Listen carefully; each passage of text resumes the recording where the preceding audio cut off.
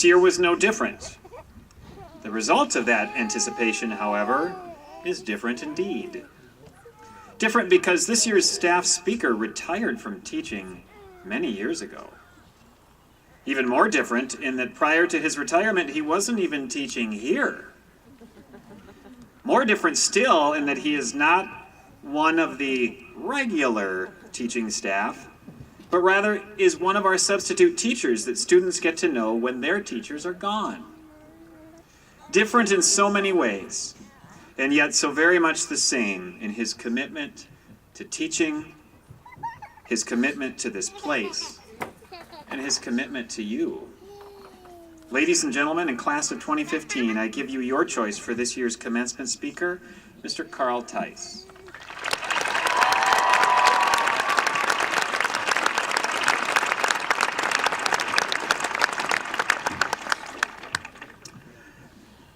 Thank you, Mr. Lear. That is an awful lot to live up to.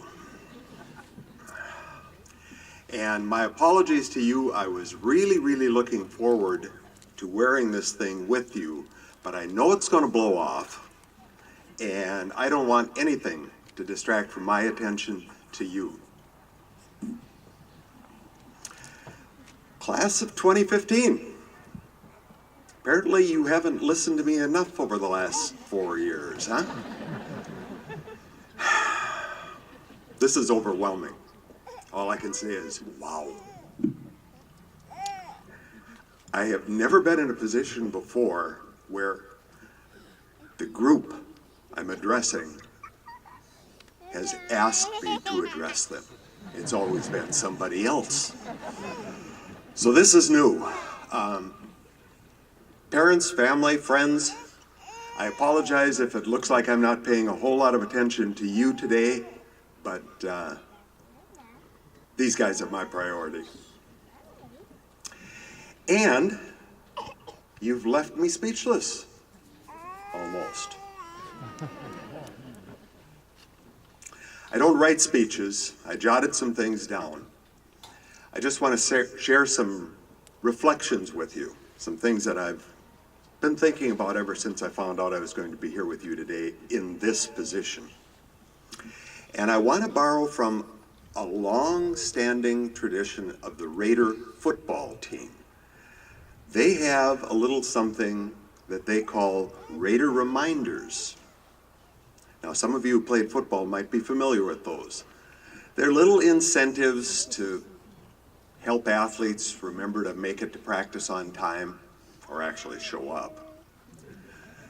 And I've got some reminders that I want to share with you. Now, no, just relax. I'm not going to ask you to run a lap, especially dressed the way you are, or get down and give me 10 push-ups.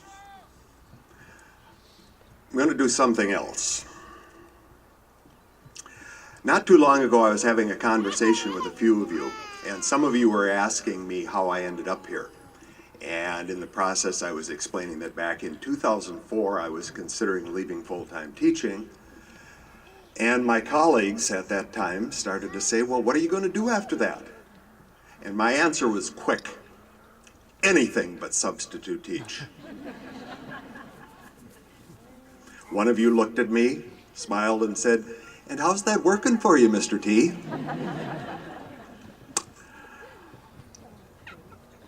You are my 10th graduating class from Northfield High School. My 42nd graduating class overall. I'd say it's working pretty well. But that's going to be my first reminder. Set goals, but keep your options open. And never say never. Reminder number 2. We learn much of what we learn outside of school and from people who don't have the title teacher. A friend of mine, Marion, who worked in the office for 22 years here at NHS, provides a prime example of that. Back in the 1980s, I had a chance to watch her parent.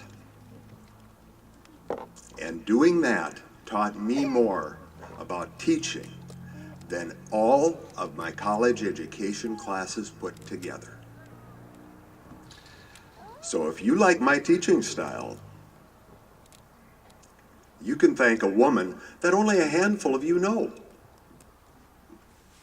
People influence us all the time without being teachers. Your parents fall into that category too. American humorist Mark Twain, whom some of you have suggested I slightly resemble, once observed, "When I was 10, I thought my parents knew everything. By the time I was 20, I was convinced that they knew nothing.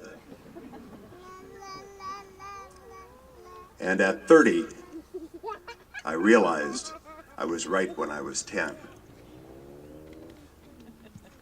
If you haven't realized yet what your parents have given you, you will.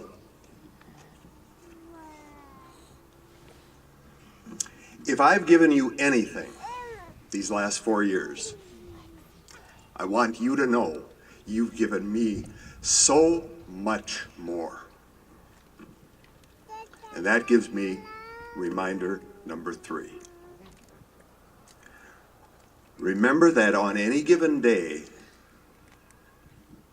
any person you encounter may look at you as the best thing that happened to them that day. I know this for a fact because you've been doing it for me for 4 years. If I've come in on a day when I'm not exactly on the top of my game, you've had my back.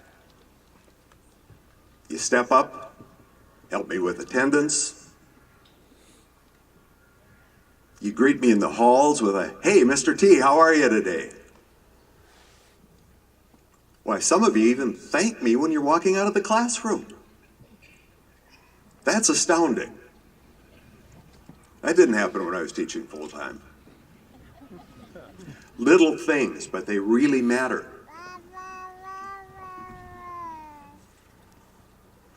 I've watched you handle challenges in the classroom, all over the building, literally. That's what my job is. Show up where necessary. I've watched you handle challenges on the athletic fields and the courts, on stages and concerts. We've already had allusions to the rock and roll revival. I'm not going to forget those. Not a chance. Most recently, the Latino and Friends Play Festival that not only entertained, but sent some pretty important messages. We've laughed together, sometimes at my expense. This year, Hannah Cuddy invited me to the Raiders basketball staff appreciation night. And that was a real honor.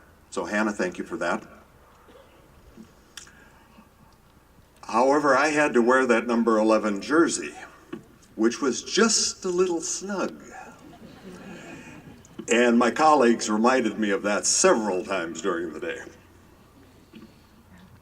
We shed some tears together too, in a variety of different situations. Odalise, remember as we were walking out of your Latino Play Festival a couple weeks ago? One good example.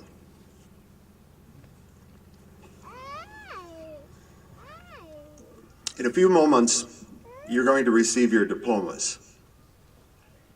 And after today, I will not see most of you again. That's a reality of my job. But I want you to know that wherever you go, my best wishes for a healthy, happy, productive life travel with you. Marion, that friend of mine I mentioned earlier, about 30 years ago or so, gave me a coffee mug that I still have sitting on my desk in my office at home. It bears a simple inscription that fits our situation here today. Some people come into our lives and quickly go. Others leave footprints on our hearts, and we are never, ever the same. Class of 2015, you've left footprints on mine. I thank you for that.